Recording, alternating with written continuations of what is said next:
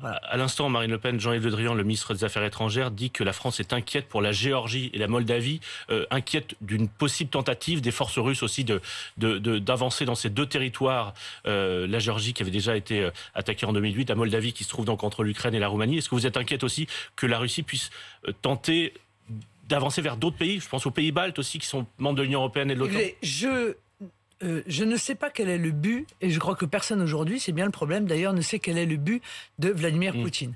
Donc moi, clairement, je considérais que tout était possible, mais qu'il était peu plausible que Vladimir Poutine envahisse l'Ukraine. Il l'a fait. Vous reconnaissez que, comme d'autres qui étaient sceptiques, vous avez mal jugé la situation? Mais tout le monde était sceptique, même les Ukrainiens. Même les Ukrainiens ne croyaient pas en réalité à cette option-là.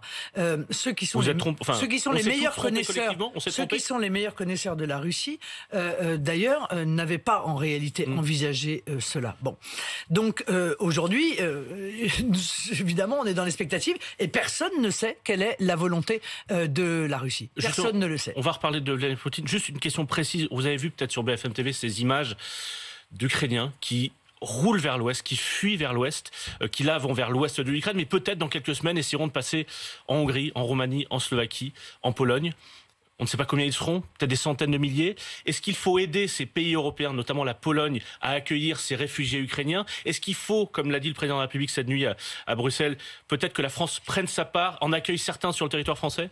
Bien sûr, il faut respecter la Convention de Genève. Voilà, c'est aussi on accueille des réfugiés, notamment. Bien sûr. On est là en plein au cœur de la Convention de Genève.